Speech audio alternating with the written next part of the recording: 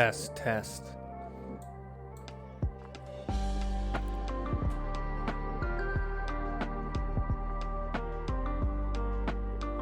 Good morning, Chin. I hope you're doing well.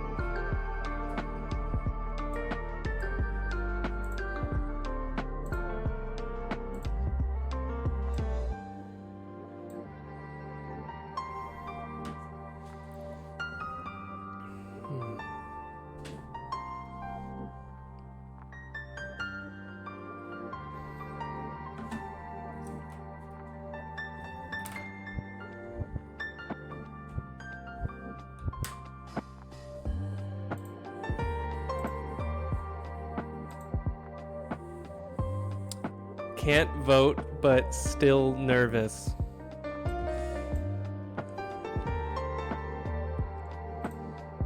Yeah, I know.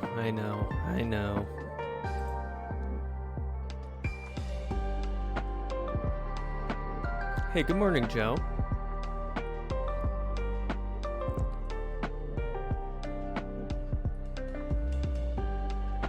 Yeah, it might be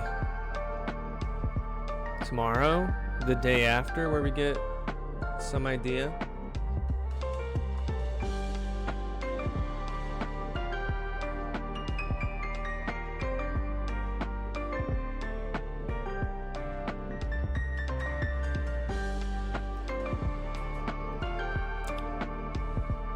There's still a lot of votes to come in, right? They said it's probably going to be a couple of days because of Pennsylvania. Hey, good morning, Mike. Yeah, Pennsylvania, there's still quite a few votes to count, right?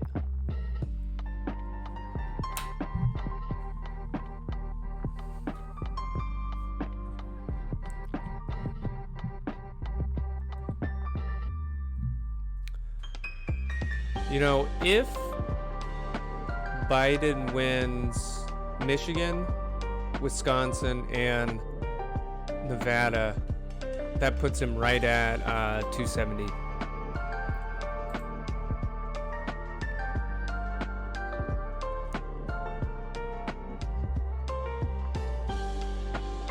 If Trump wins Pennsylvania, North Carolina, and Georgia,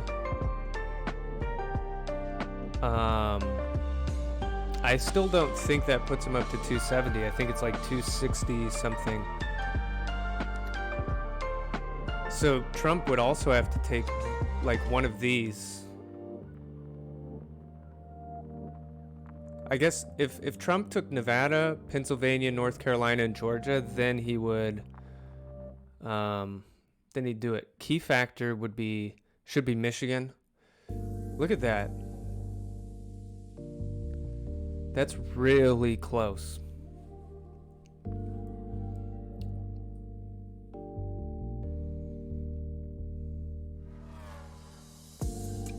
Very close, very close, very close.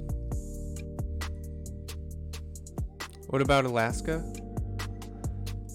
Alaska, we have 3 electoral votes. 45% reporting. Trump is leading significantly there.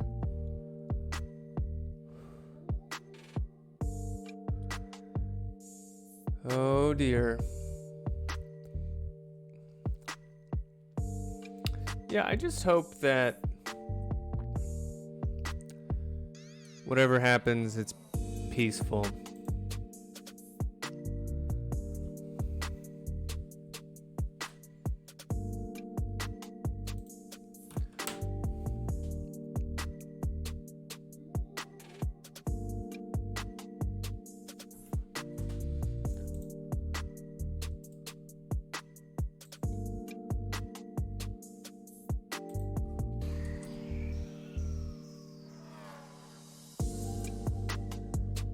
Yeah, it's a pretty close election.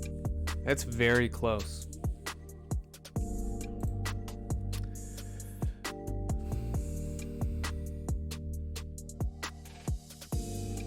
Very, very close.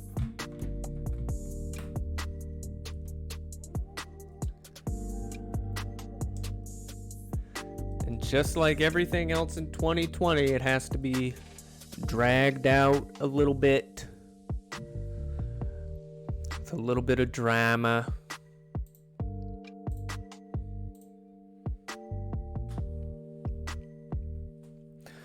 All right, there's a lot of stuff I want to cover today, so we're just going to get right into it. Finbar says, no matter what happens, the Mando is still going to be released, so it's okay. That's right. We still have Disney Plus. We have The Mandalorian. And we're in good shape.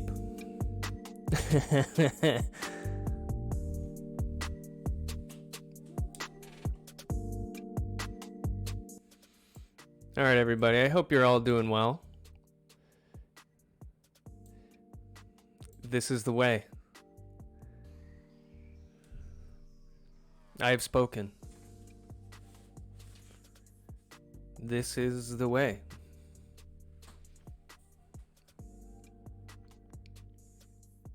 Okay. So, we're talking about steady state analysis today. So, what is steady state analysis? Well, we've been looking at the transient response of a vehicle recently, and I have a figure down below, but transient just means changing with time. So, when we're doing a vehicle simulation, we've been looking at how the dynamics vary with time as we change the steering input. And for now, we've just been assuming that the vehicle is going at constant velocity, so it's just the driver changes the steering, and that affects like the side slip, the yaw rate, the lateral acceleration, and so on. So today we're going to talk about another type of analysis, and this is steady state analysis.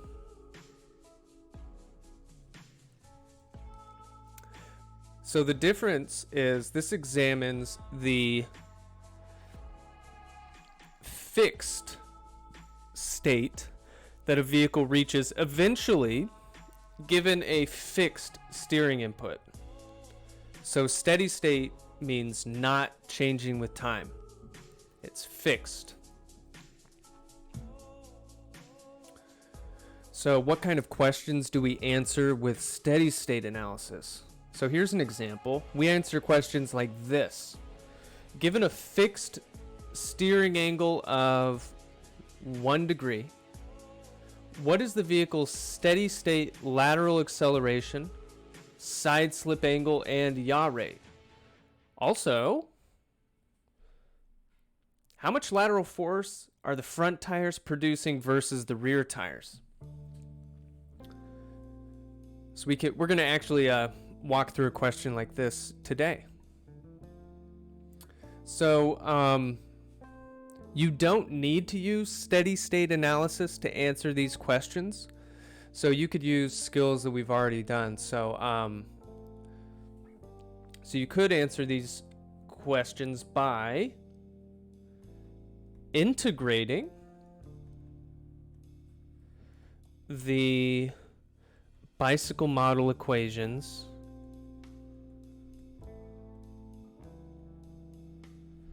over time.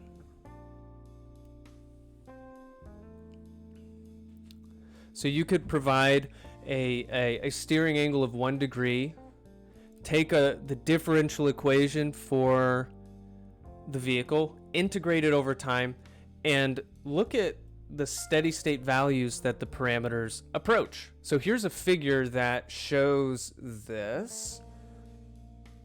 Well, the figures beneath these vehicle parameters. So this is pertaining to like a standard run-of-the-mill passenger vehicle. So we have like a wheelbase of 2.68 meters. The front weight percentage is close to 60%. This is most passenger cars. The weight is more towards the front. 1573 kilograms of mass. Let's say we're traveling at 80 miles per hour.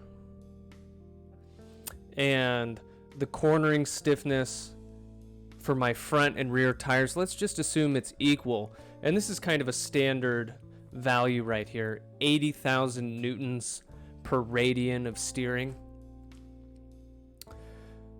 Based on those parameters above and the vehicle's speed, we get all of these derivatives. And don't worry too much about these, but these are parameters in the bicycle model that pertain to the handling. Okay, anyways, we put all of this information into a computer simulation. We just integrate those equations over time.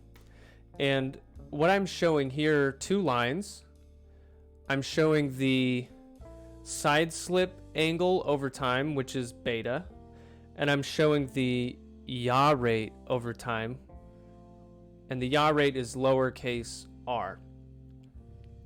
So what you see here is that these 2 lines, as a function of time, they change initially, but then they reach a steady state value. So let's try to make a distinction here between when they're changing and when they're just a fixed value. So we introduce a steering, this steer angle refers to how much the tire is actually steered, which is not the same as how much as the steering wheel is steered. There's a ratio of maybe 12-to-1 or something like that. So this means the steering wheel might be turned 12 degrees, but it actually rotates the front tire 1 degree. So we're going at 80 miles per hour, and then I just suddenly turn the steering wheel and I make the front tires turn 1 degree.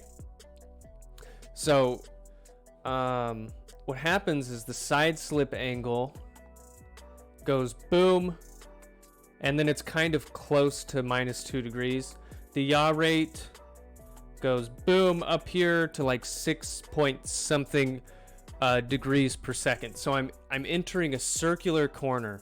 I'm turning to the right. So okay, this period where those parameters are changing, this is called the transient response. And you have to integrate the differential equations to calculate this response. But after the system's settling time, so the time it takes for the transient response to die out and for things to be constant, we call this time duration T sub S. Settling time. This is a class? Yes, it is. Yes, it is. And for a Formula 1 vehicle, this settling time is very fast. Maybe 1/10 of a second, 1/5 of a second. No, this is the way. You need to stop watching the Mando. Okay, now after the settling time, this is our steady state response. I'm holding the steering wheel fixed at that value, and I'm cornering to the right, and the dynamics of the car are essentially fixed. I'm still going 80 miles per hour, but these values are fixed. So let's look at this line up here and introduce some mathematical lingo. The limit as t approaches infinity of my yaw rate, r of t, if you look at exactly where this line is, it's around 6.75 degrees per second. So that's what we get to after the settling time. And if you look at our side slip angle, in the limit, this is approaching minus 1.83 degrees. So this one we call our steady state side slip angle for this particular driving condition. And this is our steady state yaw rate up here. So when we're doing steady state analysis, we're looking for these conditions that the vehicle approaches at steady state. So this is one way, not the way. We're not talking Mandalorian here. This is one way to get the steady state values. You can integrate the equations of motion over time and see the steady state values that they approach. But there's another way. There's another way to get these values, and that's what we're going to talk about. Using the final value theorem, we can derive an algebraic expression for each of these steady state values. So instead of having to integrate equations of motion, the final value theorem was designed for this purpose, to give us a quick, clean algebraic expression to immediately tell us where the system is going to go as time approaches infinity. All right. So these expressions that we derive using the final value theorem, they're going to be pretty special because they're going to give us insight into how different vehicle parameters affect the vehicle's response. They give you a lot of insight into how do I design a vehicle to have the steady state behavior I want. Most important among the parameters are the front weight distribution,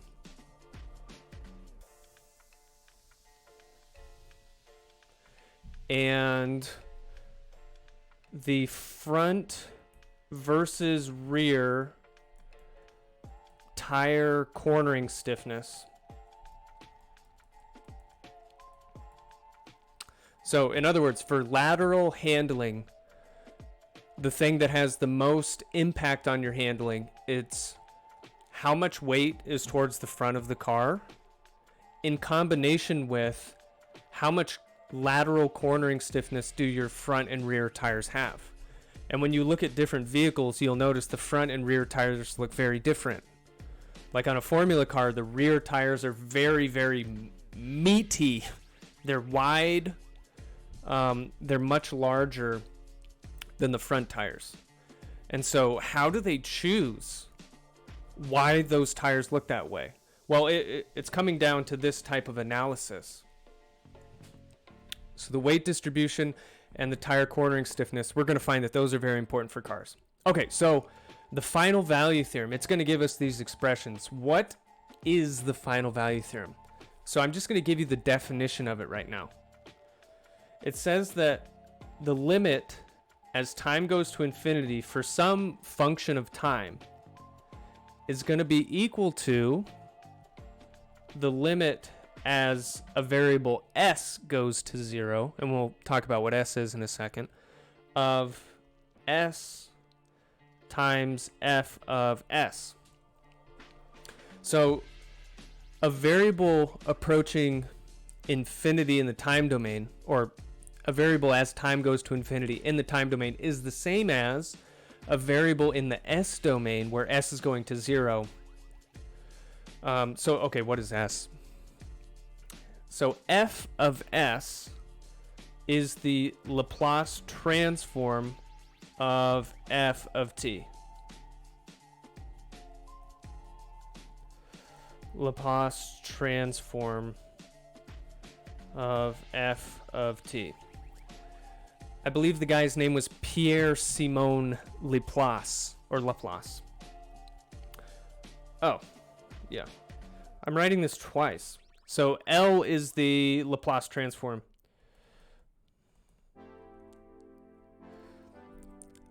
I love talking about Laplace because if you haven't heard of Laplace's demon, it's very interesting. If I didn't have so much material to run through today, we would talk about Laplace's demon. You can remind me about it at the end. Okay, so what is S? Just like T is the independent variable for the time domain. S is the complex independent variable of the S domain.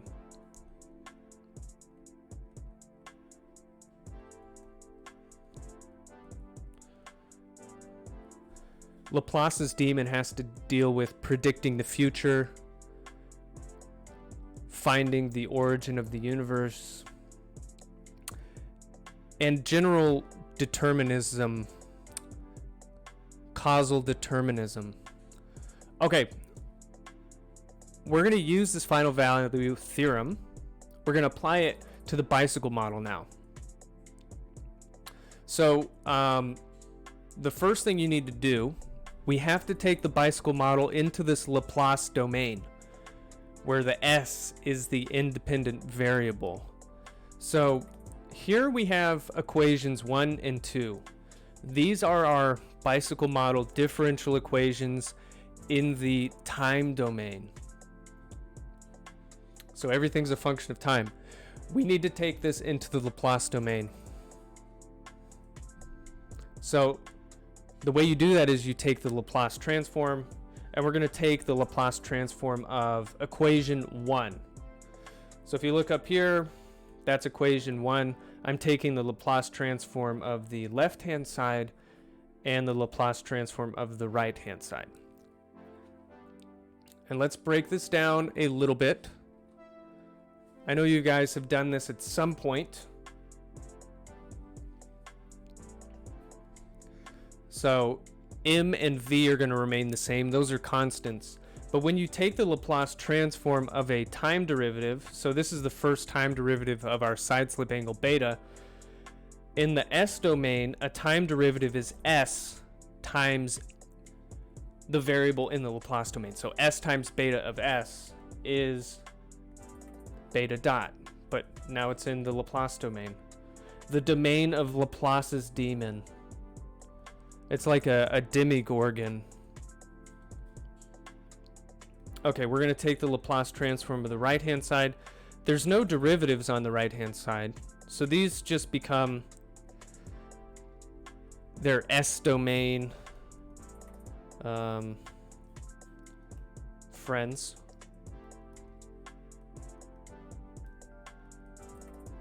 Okay. And then I'm just going to like gather the beta terms and the R terms together. So I have some beta terms on the left and the right. Let's bring it all over to the left-hand side. So these are the beta terms. Let's get the R terms, mv minus yr. And then we have this delta term on the right. And I'm going to call this equation 3. And equation 3, it's just the Laplace transform of equation 1.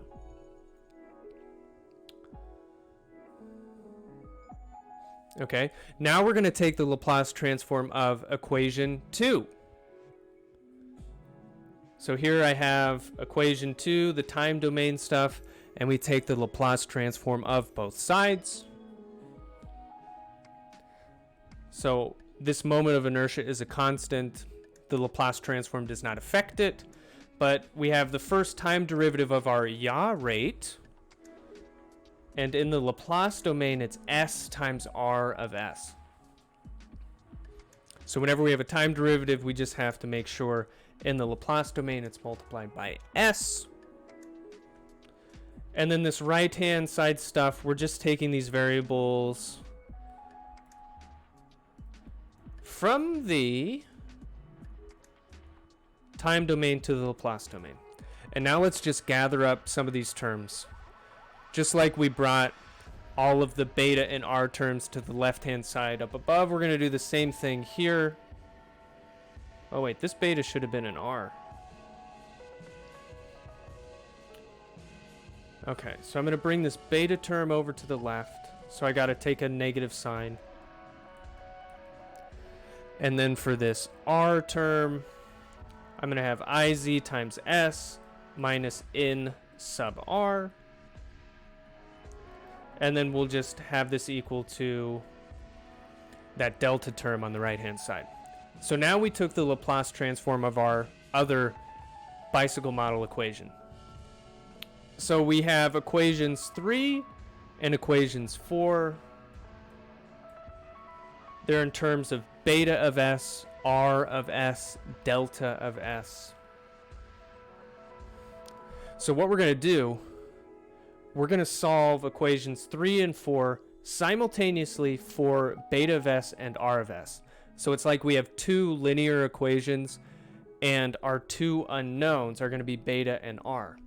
So we're going to be able to solve for these expressions of s. And this is going to be important to have this for the final value theorem. So I'm just going to give you this result. You get this kind of humongoid equation here.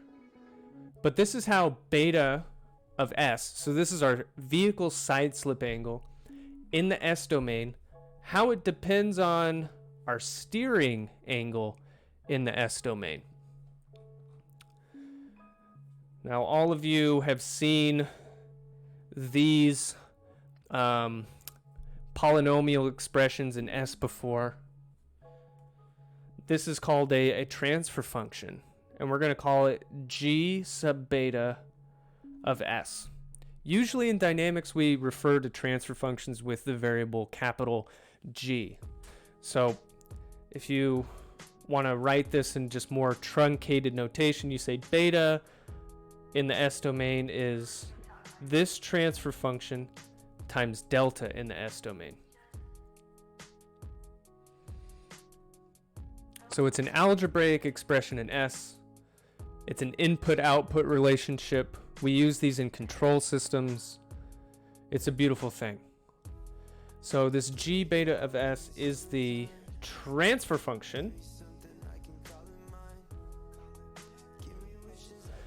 that relates the steering input to the side slip angle.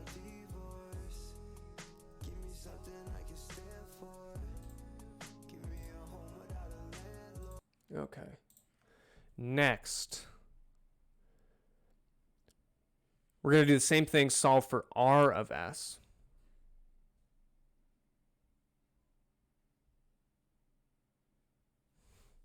And we're going to call this transfer function g sub r of s.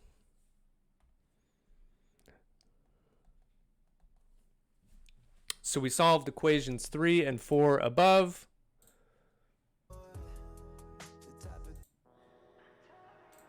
Okay. So g sub r of s is the transfer function that relates the steering input to the yaw rate. Okay, so we have these two transfer functions. We have expressions for r, our yaw rate, and beta, our side slip angle in the s domain. And now that we have these, we can apply the final value theorem.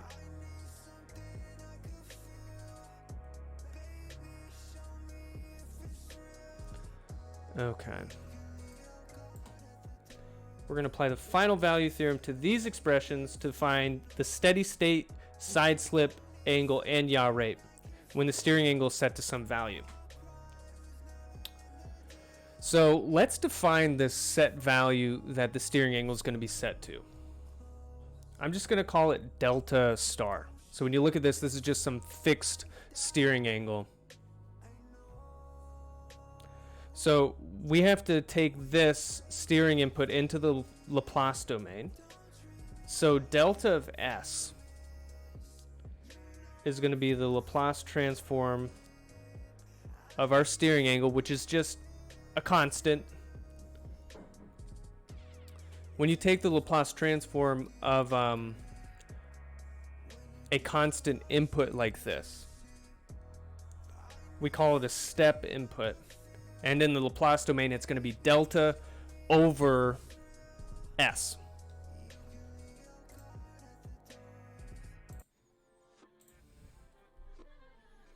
Okay, so now that we have delta of s and beta of s and r of s, we're ready to use the final value theorem. So here we go.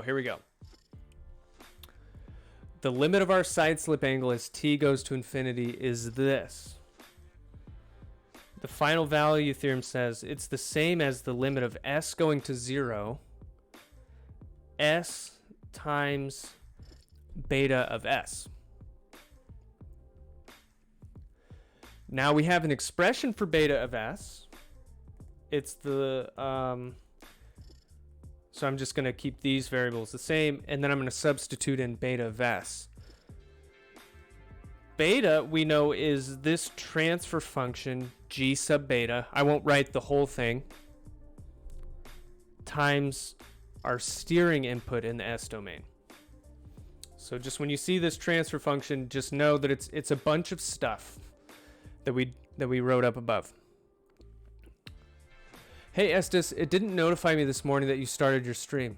Oh shoot! I don't know. I updated Streamlabs, so maybe when it did that update, it didn't email everybody. That's a bummer. Well, welcome. Okay, now let's plug in our expression for delta of s.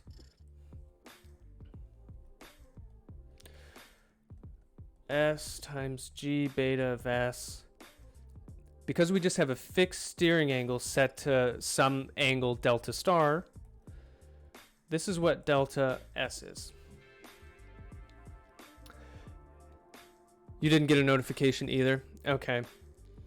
I'll take a look into that. Now look at this. These s variables cancel. And all we're left with is the limit as s approaches 0 of g beta of s times whatever that steering input is. So to do this limit of s going to 0, that's actually pretty easy to do. All you do is you go up to our transfer function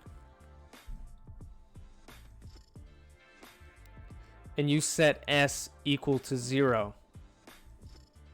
So like this term, it's going to go to 0.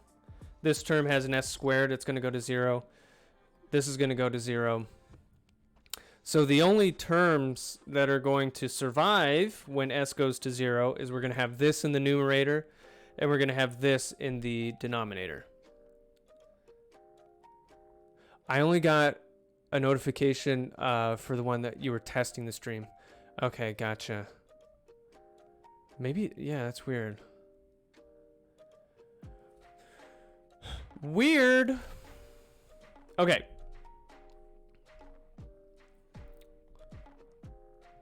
But what I'm going to do, I'm going to write down the result from setting all of those s terms equal to 0.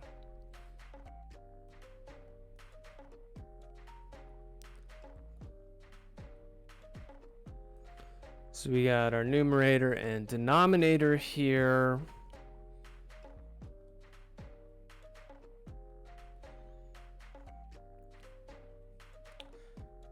So this is just taking the limit of s going to 0 of that transfer function, and then I got to multiply this by whatever that steering is. And at the very top of our handout today, I provided the numerical values for like all of the parameters in here. So you can just plug in the numbers, and this just gives you a number. So this is the simulation we did at the beginning. We said, let's say I set my steering to 1 degree. I'm traveling at 80 miles per hour. So if I substitute everything in here, I'm going to get this using the final value theorem. It's going to give me minus 0.0319 radians of side slip as time goes to infinity. And this is equal to minus 1.83 degrees.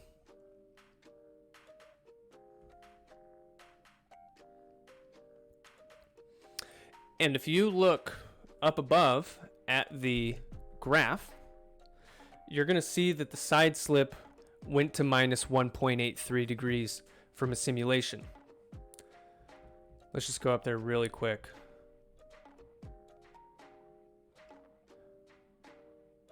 Boom, there it is. The blue line is our side slip angle. We integrated the equations of motion, and you find that in simulation, you get that. The advantage of the final value theorem is I don't have to integrate my equations of motion to predict what that final value is going to be.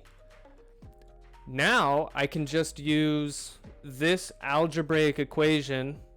I just plug in the numbers and it's going to spit out like, hey, your final value is this. That is the beauty of the final value theorem. Gary asks, random question. Do we only have 2 group projects more for graded assignments? No. So I just sent out an announcement this morning. Funny you asked. We're going to have 2 group projects, but also 2 homework assignments. So you're going to have 4. If you're an undergraduate student, you have 4 more graded items. And I gave a little tentative schedule for when we're going to release each of those things. Okay, let's move on to the steady state yaw rate. So we're going to go through the same procedure. Using the final value theorem, my steady state yaw rate is going to be S times my yaw rate in the S domain.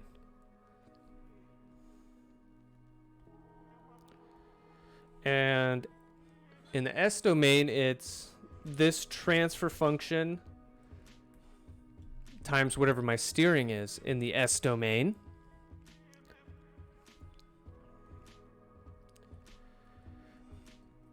And because I know that steering angle is a constant set to delta star, this is what it's going to be in the S domain.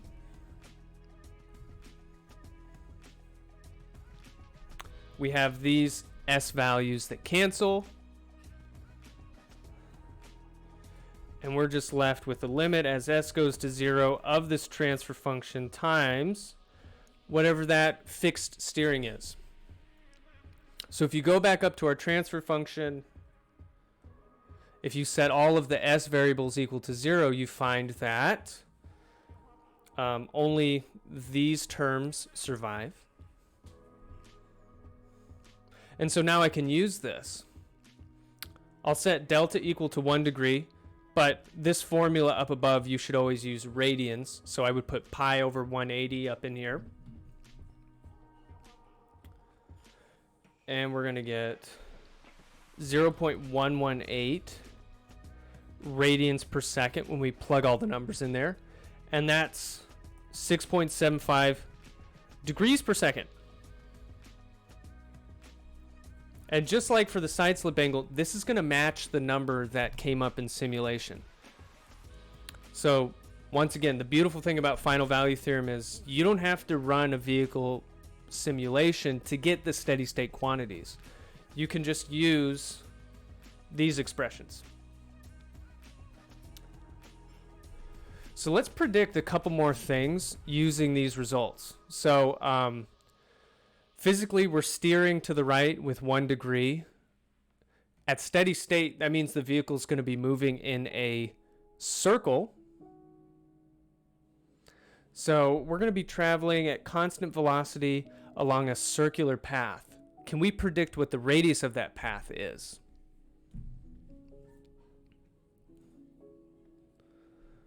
All right. We know in circular motion, the velocity of the car, this constant velocity, 80 miles per hour, it's going to be equal to the yaw rate, which is little r, times the radius of the circle. So I can solve for r. It's going to be v over my yaw rate. 80 miles per hour is 35.76 meters per second. And the steady state yaw rate that I just predicted above is 0.118 radians per second, which is like 6 degrees per second. And we're going to get that, we're going to be traveling on a 303 meter radius.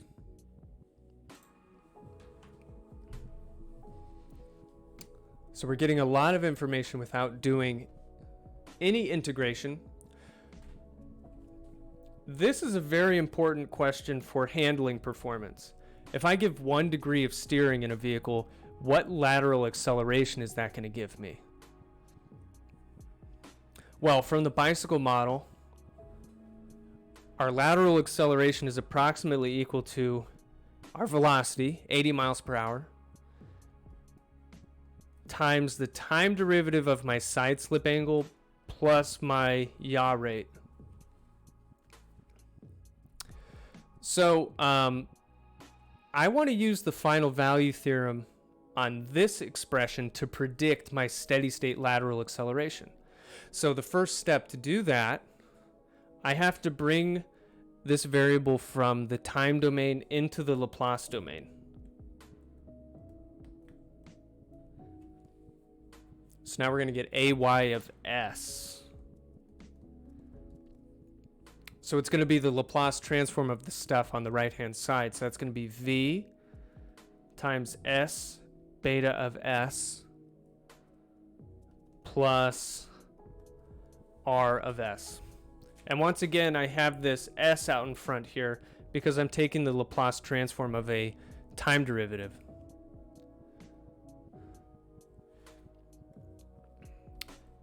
And we know that beta of s is this transfer function times delta of s. So we have that. And then we have our yaw is this transfer function, gr of s, also times our steering input in the s domain. So I can get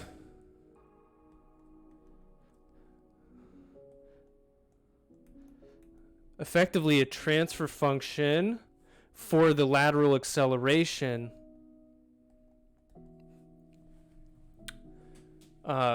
relating the steering input to the lateral acceleration. And it's cool because the transfer function is a combination of the transfer functions we already derived, g beta and gr. So if you were to multiply this out, I have it for you below. You get this monster transfer function for the lateral acceleration. So the lateral acceleration is related through this transfer function to the steering input. All right, so let's apply the final value theorem to this. We know that all of these s terms are going to go to 0 when we apply the final value theorem. So it's not going to be too difficult to do. So, okay, while traveling with a velocity v, and we apply a fixed steering input, this is going to create a steady state lateral acceleration given by the limit of the acceleration as time goes to infinity is going to be the same as the limit of s going to 0, s times ay of s. So this is all that the final value theorem is. That's all it says. That's going to be limit s going to 0, s times this expression that we got up above.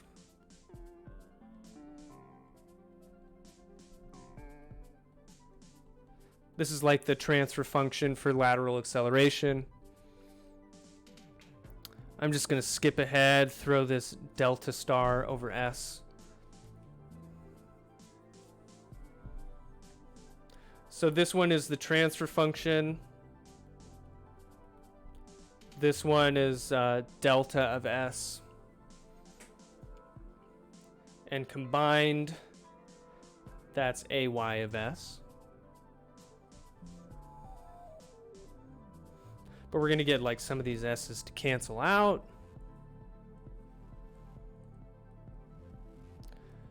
It's going to go limit s approaches 0. V gr of s times delta star. Now, what happened to the g beta? Well, notice this g beta transfer function is pre-multiplied by s. So if s goes to 0, Boom, it's gone.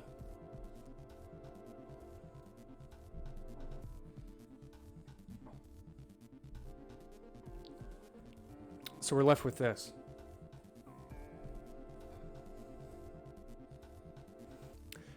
This is your lateral acceleration that you're going to reach in a vehicle, provided some fixed steering angle, if you're moving at some velocity. So let's plug in some numbers for this passenger car. I provide 1 degree of steering, which is pi over 180 degrees of steering. Using the parameters we defined for a passenger car, this is going to give us 4.213 meters per second squared of lateral acceleration, which is 0.429 Gs. Close to half a G. You're going 80 miles per hour. You just hit 1 degree of steering. As you can imagine, in a formula car, that 1 degree of steering at 80 miles per hour is going to give way more lateral acceleration. All right. Let's talk about the tires. The Viper I rode in accelerated at 1.85 Gs. Wait, is that longitudinal or lateral? Oh, shoot. Oh, you calculated it the next week? Is that when you were cornering, or is that lateral or longitudinal? That's pretty juicy. Straight line? Good grief. Okay. 50 to 150 miles per hour in 2.47 seconds. Yeah, that's crazy. That's crazy. All right, let's talk about the lateral force. Now, it's very important in vehicle handling. The proportion of force that's generated by the front versus the rear tires. Because it's when you're cornering, it's your tires that are holding you into that corner. And they don't generally contribute equally. For a passenger vehicle, your front tires are doing more work than your rear tires. And that's going to be the case for this passenger car. So let's talk about the front tires. So this is lateral force produced by your front tires. We're going to use the linear tire model right here. The lateral force is predicted by the negative of your front cornering stiffness times the slip angle of your front tires. And we have an expression for this slip angle.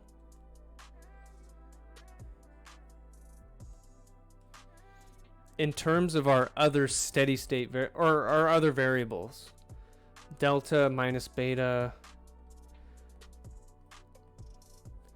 Actually, this expression in here is the negative of our front slip angle.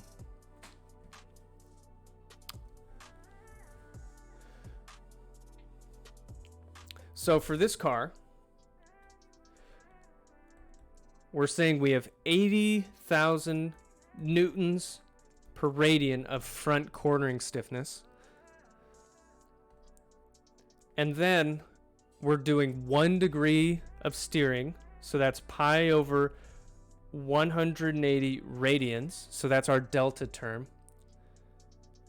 We predicted what our steady state slip angle was, or side slip angle, beta. If I subtract that,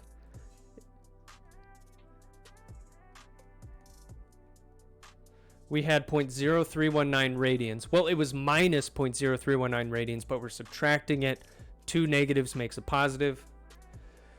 And then we have our yaw rate, minus 0.118 radians per second times LF. LF is the distance from the front axle to my CG. We know that this has 59% front weight, so you can calculate that it's 1.1 meters from the vehicle CG to the front axle. And then if we divide by our velocity, it's 80 miles per hour, but we have to do everything in SI units here to keep this formula consistent. So that's 35.76 meters per second. So this expression gives us, while we're cornering with 0.45 Gs or whatever, this is how much force your front tires are making. I got a box for it down here. Minus 3,658 newtons. And it's interesting here, once again, this is the negative of your front slip angle. It's kind of a measure of the lateral deflection of the tire. This is minus it's positive 0.0457 radians. So our front slip angle would be the negative of that. And if you convert that to degrees, it's minus 2.62 degrees.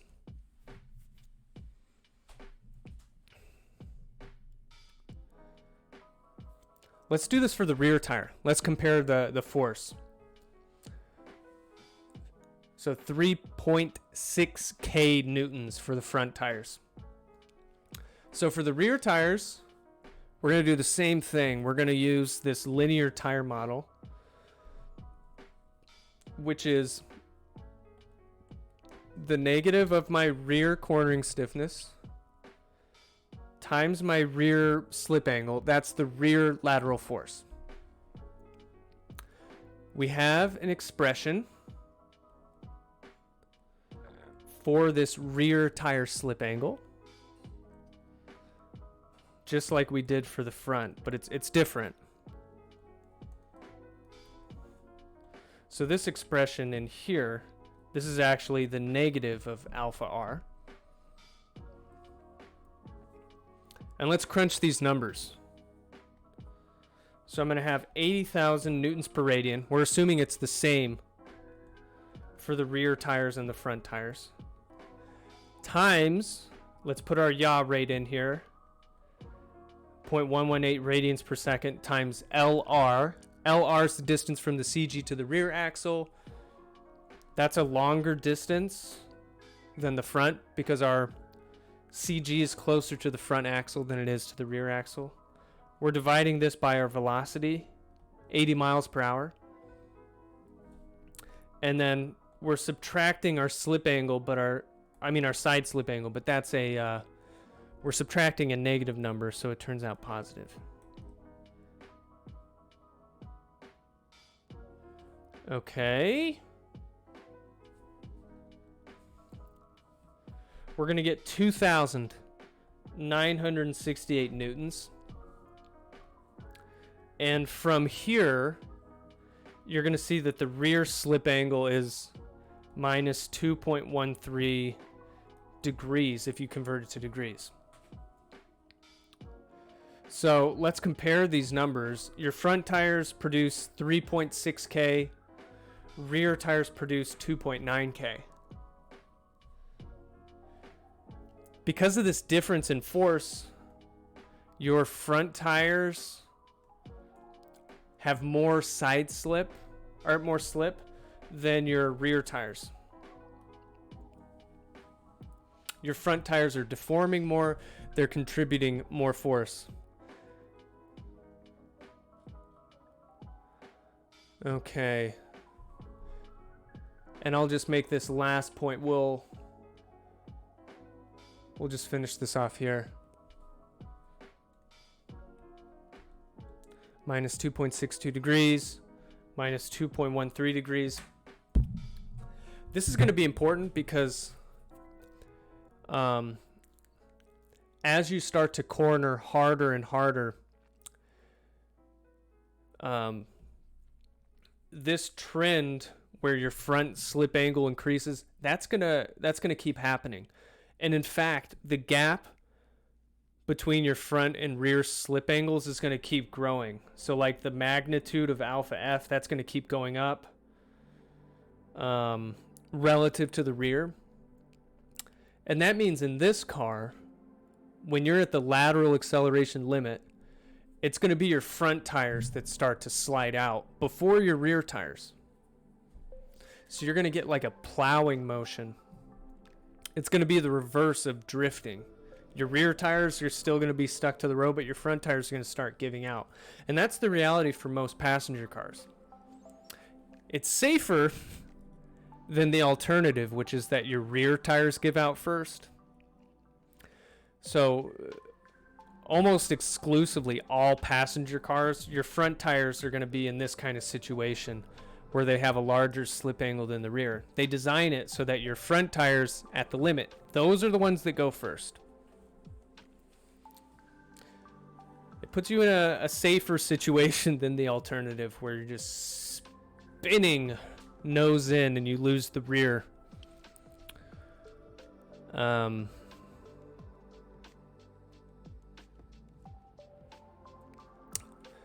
takeaway for today. The takeaway is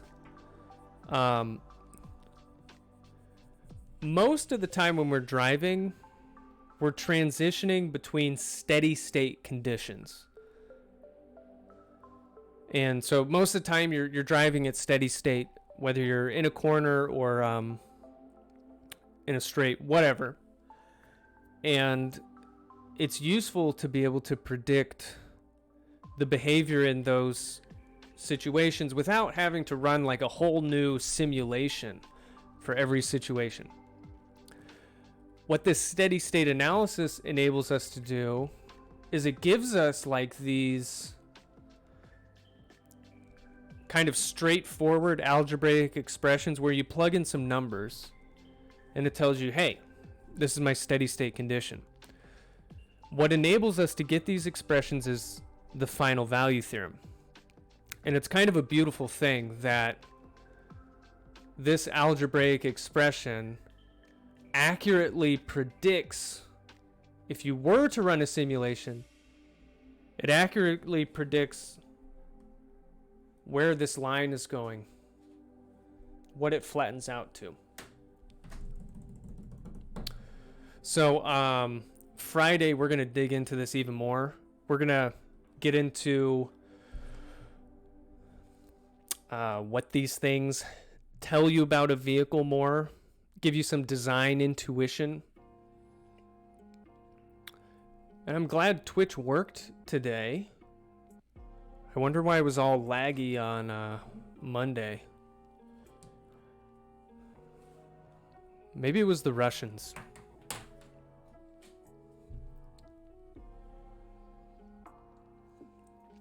But that's it for today, everybody. Thank you for your attention. Can you tell us about Laplace's demon? Mercury retrograde? Okay, Laplace's demon. I think there's a picture. Somebody's made a depiction of it.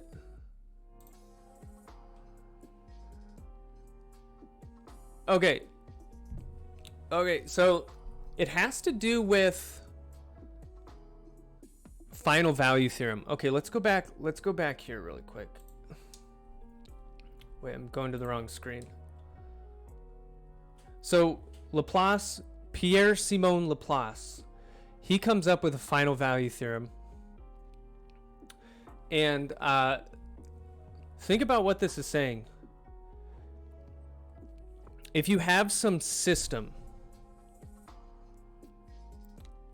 this equation is telling you where is this system headed eventually in the future. So that's one thing. There's also initial value theorem. And I think, so this is like the reverse.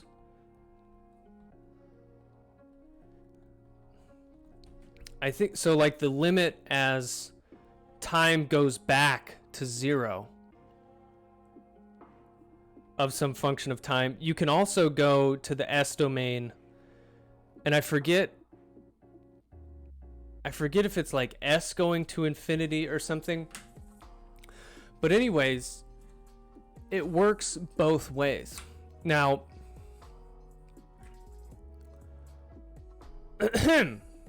Laplace's demon in a nutshell is, it kind of goes in two directions. It could be using initial value theorem to predict the origins of the universe, or it could be going forward to predict the end of the universe. But this would only work if we had a model for the universe, a mathematical model that is reliable. So think about what I'm doing with a car. We're using this second order differential equation to say, hey, this describes the dynamics of a car. When you provide 1 degree of steering at 80 miles per hour, the car does this. Now, a car, you could argue, I mean, it's a mechanical thing. It's put together of particles, fundamentally. Some people would argue that even a living thing is an assemblage of particles, and that you can govern the dynamics of a human being using a series of differential equations like you do for a car. Now, it's a big jump in complexity, right? But some people argue that even the way you think, I mean, it comes down to chemical interactions, some neurological, electrical reactions. Is it like our thought processes themselves, even as we think we're making decisions, can that be modeled by math? And is there some like input-output relationship that can predict what we do? So Laplace's demon is saying, so the demon is some entity that has this model, this super complex, intricate model that describes the interactions even at the level of your brain. And if this demon has that model, it can use final value theorem to predict where you're heading. But this demon could also, I mean, just do a simulation like this. What are you going to do from minute to minute to minute? So but it all goes back to a philosophical thing. Do you believe that a human being can be boiled down to mechanical, chemical, electrical interactions that can be modeled? Genesis, so basically humans are cars. Yes.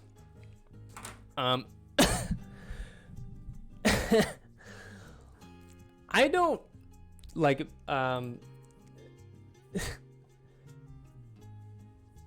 it's a mathematical thing, but it goes back fundamentally to what you believe philosophically. Do you believe determinism? Do you believe that everything in the universe is just particles bouncing off each other, and depending on how the initial conditions of the universe started, has everything been predetermined? I don't believe that. But that worldview leads you to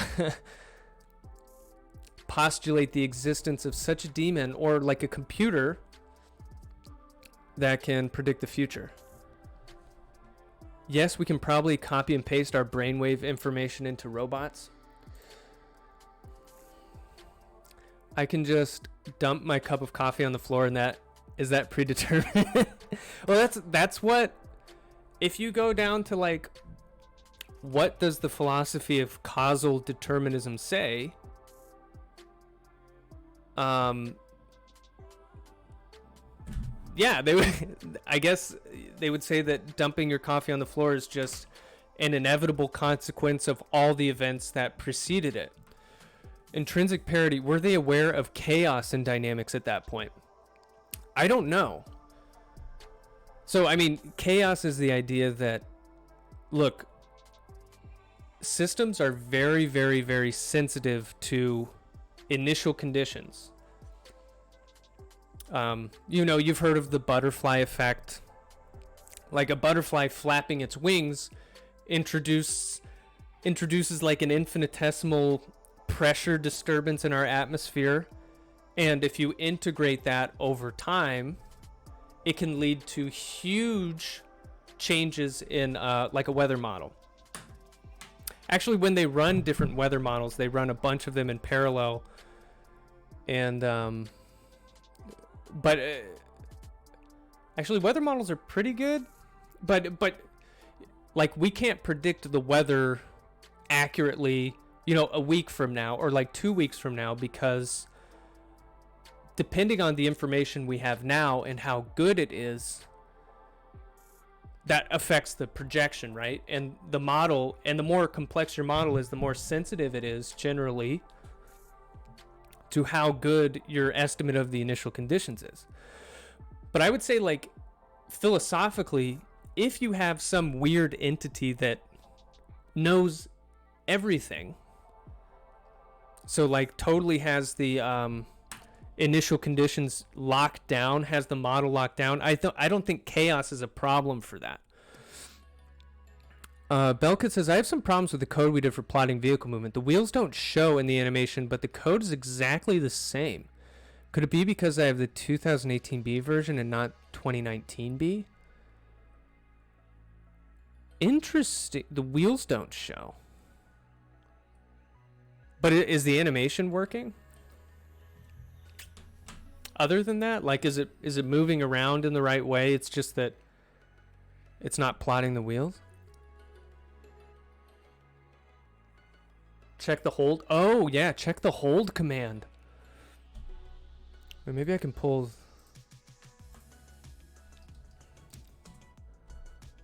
Hey, of course, Mike.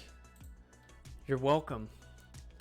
No, I think the problem with determinism, and I don't have a very good understanding of this, but I think there are certain things that are fundamentally random in nature, but that's another philosophical question, right? It goes into like quantum theory.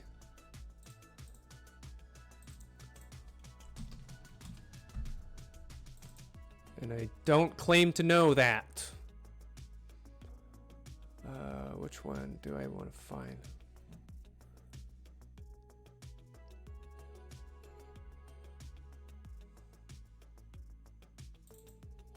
Is this it?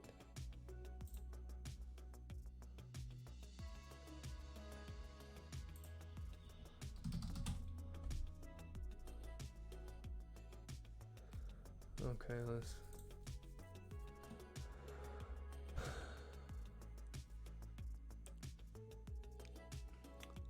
Okay. Let's go like in here. So like you,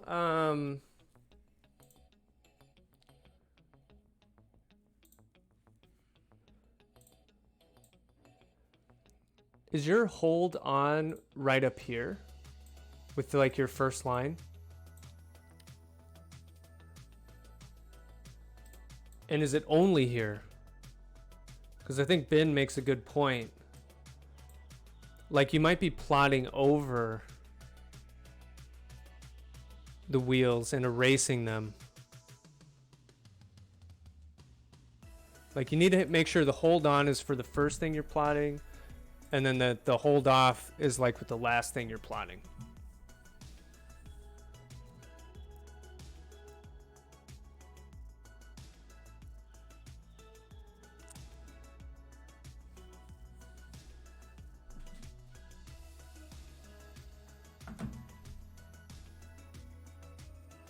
It was, then I tried moving it as well, and it shows the same thing.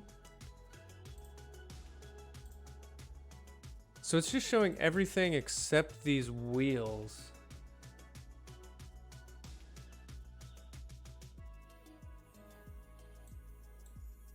Let's see.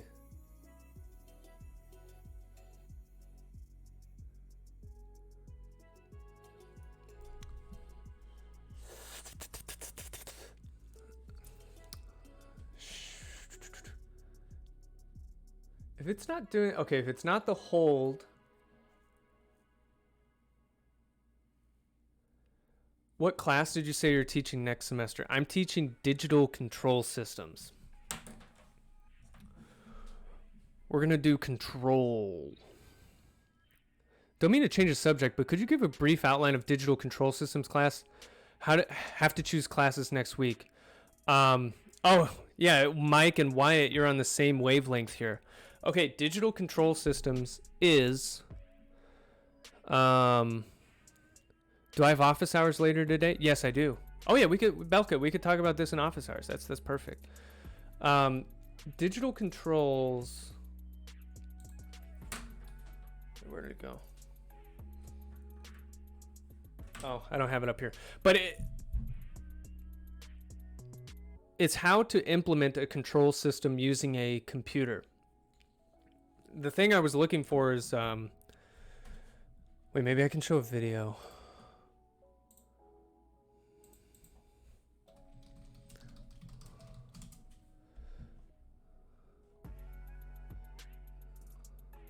Oh yeah, this thing. I love this thing.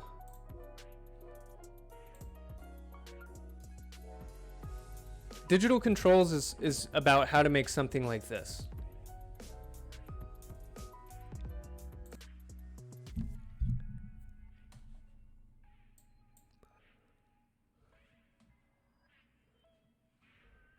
So it's what you do is you have a model for this system. So you derive a differential equation just like you would for a car.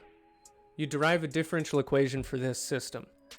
Then you the input to this system is the torque from the motors at the wheels. So depending on how you depending on the torque that the wheels provide, that affects the dynamics of the system. So control systems is about how do I choose what these motors should be doing to keep this thing upright. And the special thing about digital controls, whenever you use a computer to control something, a computer works in discrete time steps. It can only send a certain amount of commands per second to these motors. So like an Arduino, he's using an Arduino on here. I think it sends maybe 100 or 200 commands per second, which is really fast, but even for control systems that can make, for control systems that can still make things difficult.